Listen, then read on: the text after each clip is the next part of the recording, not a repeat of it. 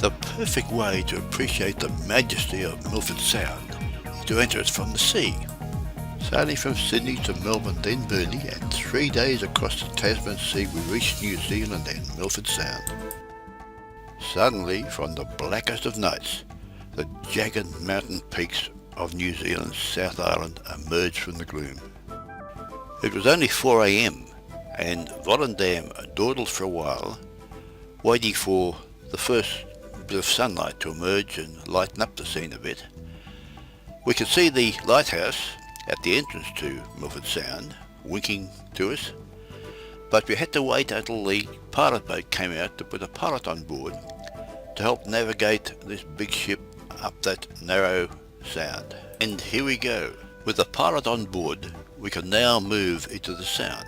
We could see beyond some huge peaks rising, and we were heading towards them. And as we entered the narrow opening, looking back towards the sea, the rising sun was starting to colour the sea mist. It was still very dark within the sound, and the cliff faces were quite dark to look at, but fortunately the camera had a very good auto exposure mechanism which would adjust very well for the dark cliff faces and hillsides, and then compensate nicely if it encountered some brighter colouring from the sky.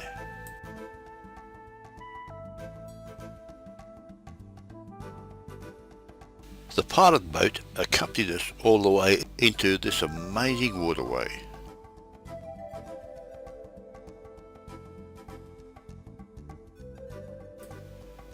These rock faces were very steep and thousands of feet high, and there were many waterfalls trickling down through crevices in the rock face from way above where the melting snow was feeding them.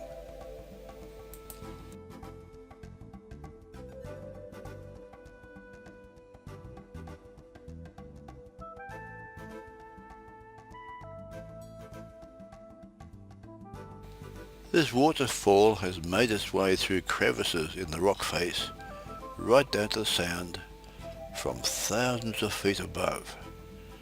And when one thinks that it is going 24 hours a day, 7 days a week, 365 days a year, 366 some years, it's a lot of water coming down to the sound.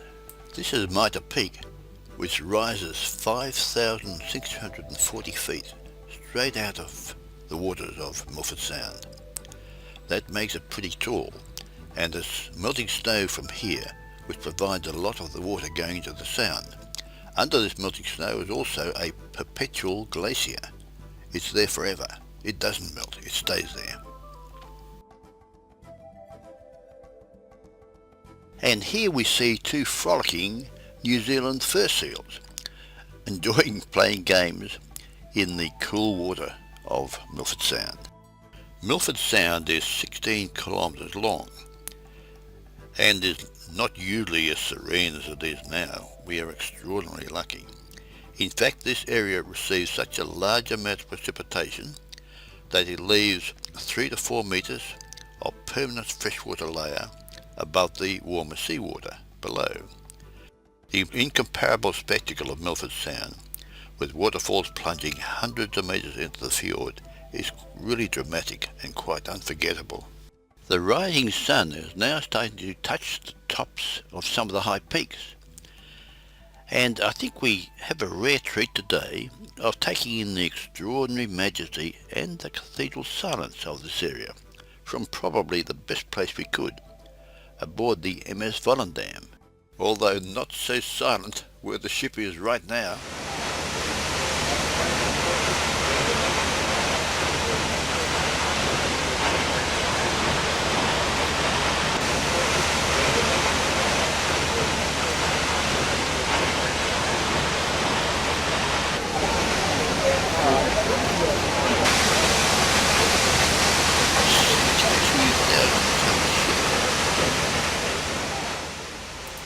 Our courageous skipper has brought his 62,000 ton ship right into within 100 metres or so of High Bowen Falls, and he is surfing the wave coming from that huge amount of water hitting the sound.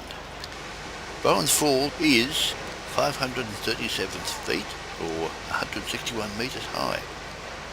It's quite a sight to see.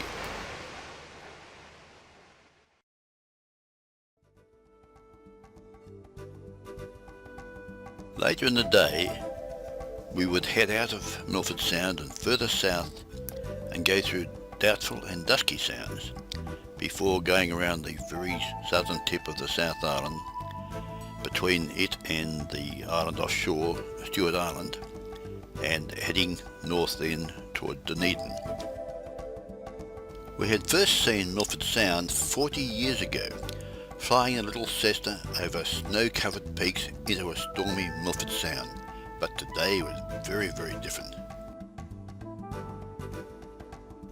The immensity of these sheer cliff faces rising from the Sound way above us made us feel that our ship below was almost like a toy boat, despite it being 62,000 tonnes, quite a big one.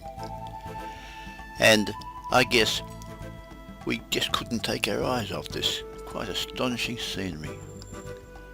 Absolutely amazing scenery. And it went on and on and on. But we had to keep going. First, we would slowly dawdle back down Milford Sound, which was deep enough to allow us to get quite close to the shore in so many parts of it. And everywhere we went, we saw the magnificence of it, quite stunning. And of course there were some lucky people able to do it from the water too. And with Mitre Peak now in full sunshine and showing itself in its true splendour, we could really appreciate the immensity of the snow cap on the peak, and of course it had that hidden hanging glacier below it.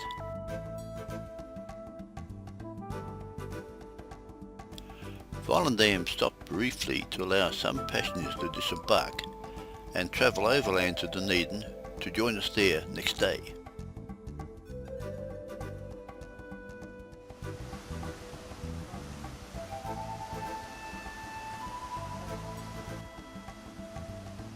We're on our way down the Sound to the sea.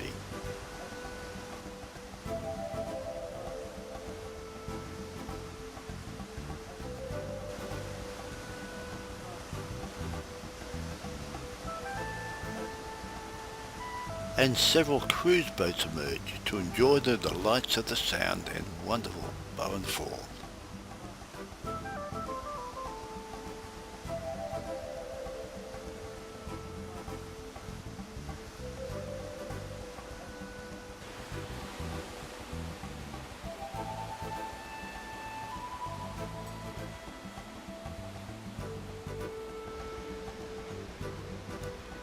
Just look at those trees hanging onto those sheer cliffs. Amazing.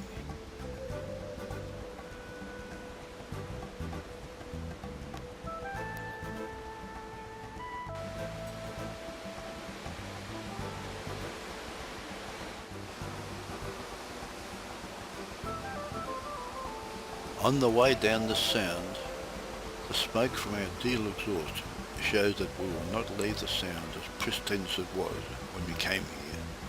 Very sad.